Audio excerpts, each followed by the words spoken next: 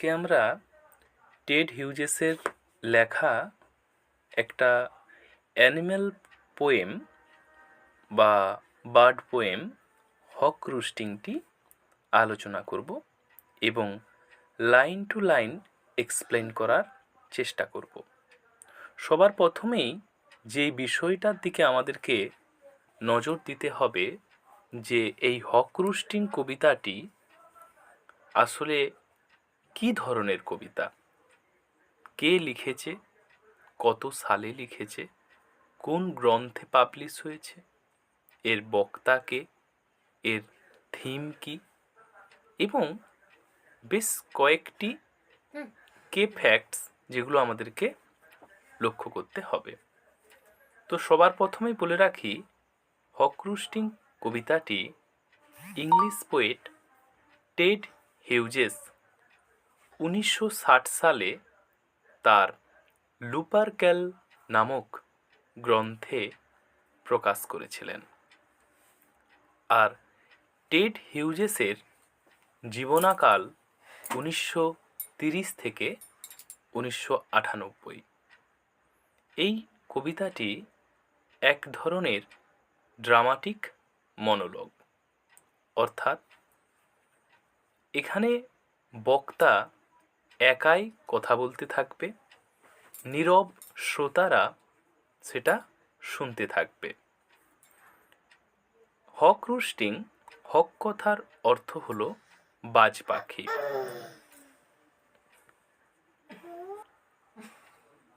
আর রুস্টিং কথার অর্থ হলো বিশ্রামরত অবস্থা।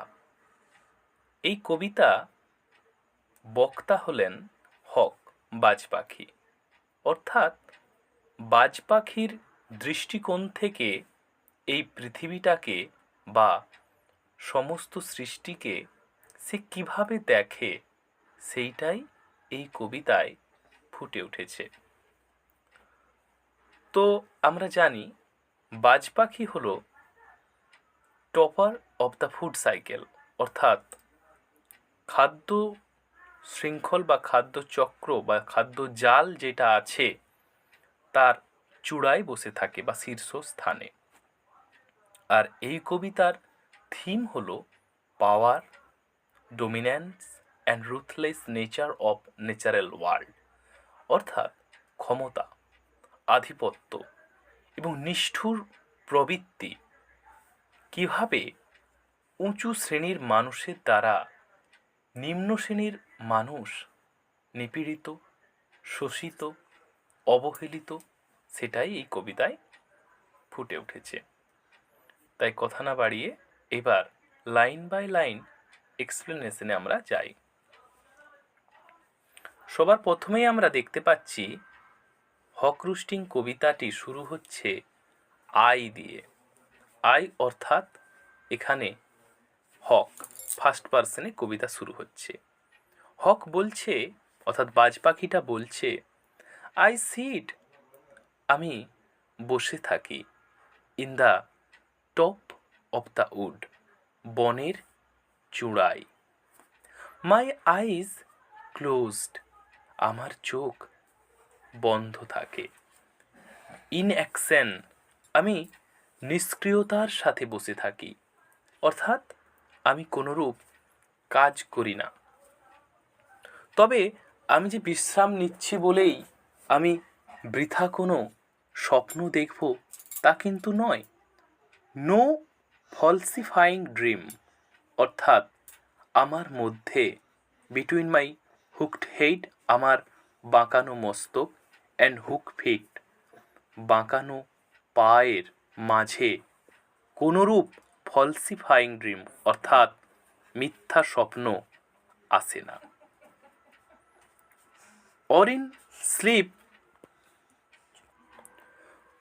or in sleep rehearse, অথবা ইন স্লিপ, ঘুমের মধ্যে, রিহার্স, আমি অনুশীলন করি, পারফেক্ট কিলস, অর্থাৎ কি করে আমি আমার শিকারদের নিখুঁতভাবে হত্যা করব, অ্যান্ড ইট, খাবো, আমি সেই অভ্যাসটা ঘুমের ভিতরে করি।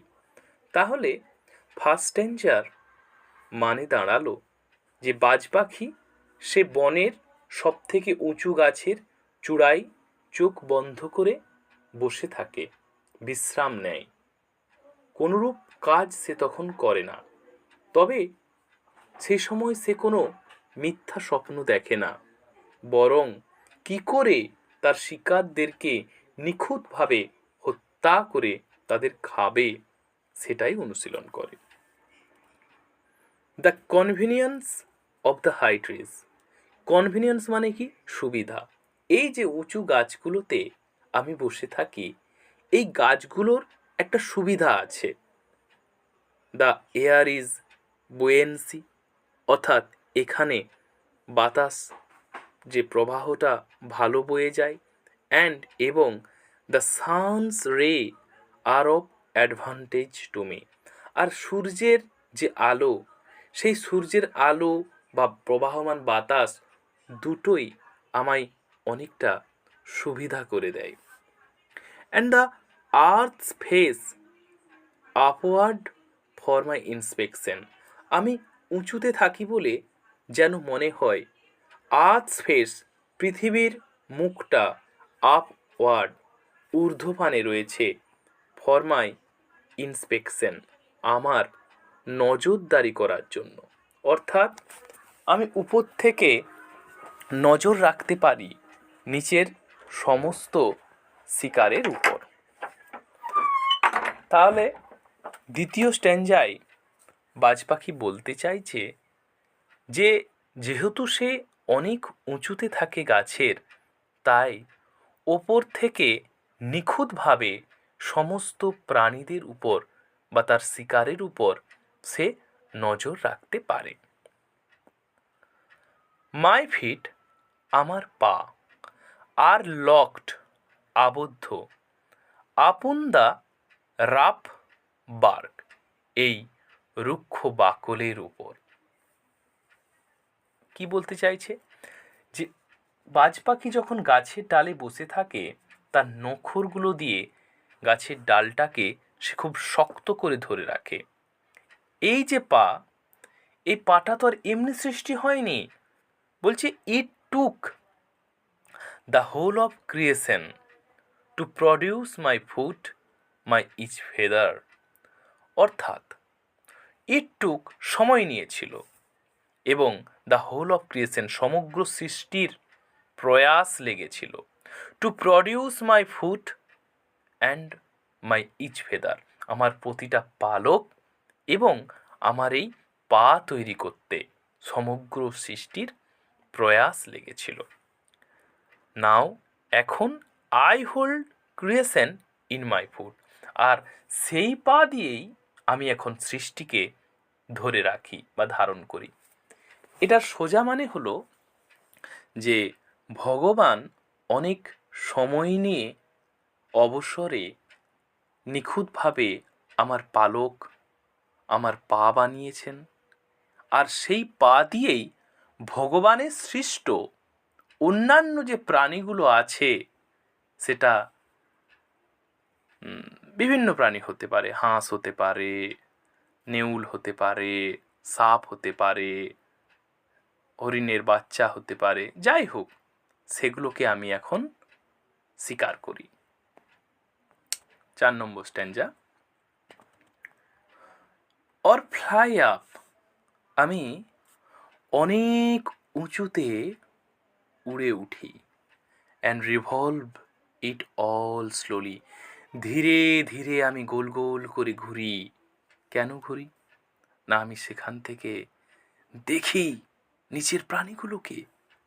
আই কিল, আমি হত্যা করি, হোয়ার আই প্লিজ, আমার যেটা ইচ্ছা করে আমি সেটাকেই হত্যা করি।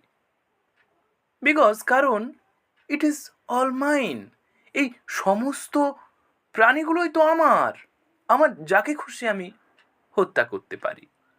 দেয়ার ইজ নো সফিস্ট্রি, আমার মধ্যে কোনো, ইন মাই বডি, আমার শরীরে কোনো ভনিতা নেই, আমি কোনো ছলনা করি না, আমি সোজা ডাইরেক্ট একে আমার পছন্দ হলো, আমি তাকে ডাইরেক্ট গিয়ে হত্যা করে দিলাম। My manners are tearing off heads, আমার মধ্যে যে ভদ্রতাই বলো বা শিষ্টাচার বলো বা গুণ বলো, আমার গুণ হলো এটাই, টিয়ারিং অফ হেডস, যে আমার শিকারের আমি টুক করে গিয়ে শিরচ্ছেদ করে ফেলি। এর জন্য কোনো ভনিতা, কোনো নাটক, কোনো ছলনার আশ্রয় আমি নিই না। এর ফলে হয়তো তারা মারা যায়, হয়তো কেন, এর ফলে তারা মারা যায়। The allotment of death for the one path of my flight is direct. কি বলছে না, আমি দিই দ্য অ্যালটমেন্ট, বরাদ্দ করি। কি বরাদ্দ করি? ডেথ, মৃত্যু বরাদ্দ করি। যেহেতু আমি খাদ্য শৃঙ্খলে একদম টপে বসে আছি, তাই তার নিচে থাকা প্রাণীগুলোকে মৃত্যুদণ্ড আমিই দিই। ফর কারণ the one path of my flight is direct, আমার উড়ানের যে পথ একমাত্র সরল, সেই সরল পথটা কোন দিকে গেছে? Through the bones of the living, জীবিতদের হাড় ভেদ করে যায়। তার মানে জীবিতর হাড়ের ভেতর দিয়ে আমি যাই, তাকে হত্যা করে, অর্থাৎ জীবিতকে মৃত পরিণত করে আমি তার হাড়ের ভেতর দিয়ে যাই। No arguments assert my right, আমার অধিকারের পক্ষে কোনো যুক্তির দরকার হয় না, বা নো আর্গুমেন্টস, যদি কেউ কোনো যুক্তিও দেখাতে আসে অ্যাসার্ট মাই রাইট, তারা আমার অধিকারকে খর্ব করতে পারবে না। অর্থাৎ আমি হত্যা করব, এটা সিম্পল কথা, কারণ আমার ক্ষমতা আছে।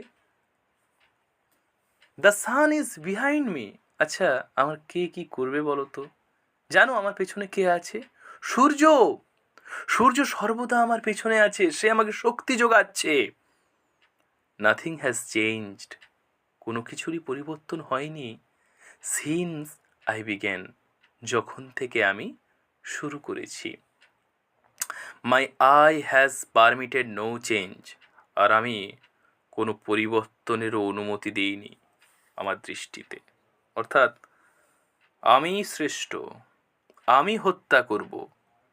আমার এই শিকার ক্ষেত্রে এসে অন্য কেউ আমার শিকারকে হত্যা করবে না, আবার কেউ আমাকেও হত্যা করতে পারবে না। যেমনটা আবহমান যুগ থেকে চলে আসছে, ঠিক তেমনটাই চলে আসবে। I am going to keep things like this, আমি সবটাই এমনই রাখতে চাই। এই হলো কবিতা।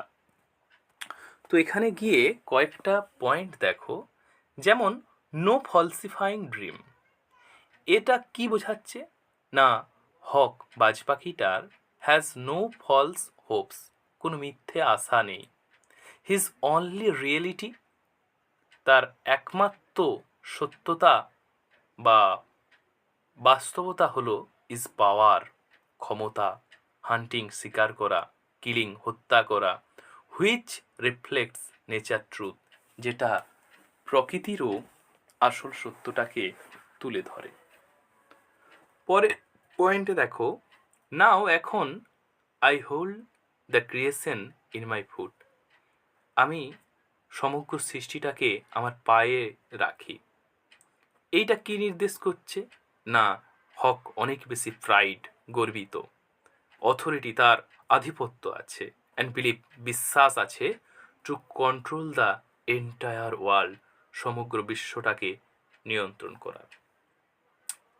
হকস ফিট লকড, এই যে বাজ পাখির পা লকড অর্থাৎ আবদ্ধ ছিল গাছের ডালে বা থাকে, এটা কি বোঝাতে চাইছে না, ফার্ম গ্রিপ, দৃঢ়ভাবে আবদ্ধ করে রেখেছে, স্ট্রেংথ, ক্ষমতা, and control over his position, অর্থাৎ সে যেই স্থানে আছে সেই স্থানটাকে সে শক্তপোক্ত করে ধরে আছে, যাতে না কেউ সেই স্থান থেকে তাকে সরাতে পারে।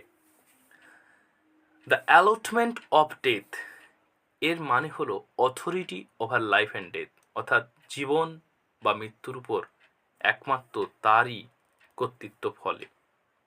The sun is behind me, এটার মানে যে দ্য হক ফিলস, বাজ পাখিটা অনুভব করে, দ্যাট যে সান হেল্পস হিম, সূর্য তাকে সাহায্য করে, রুলস দ্য ওয়ার্ল্ড, এই জগৎটাকে শাসন করতে, অ্যান্ড গিভস হিম স্ট্রেংথ, তাকে শক্তি যোগায়।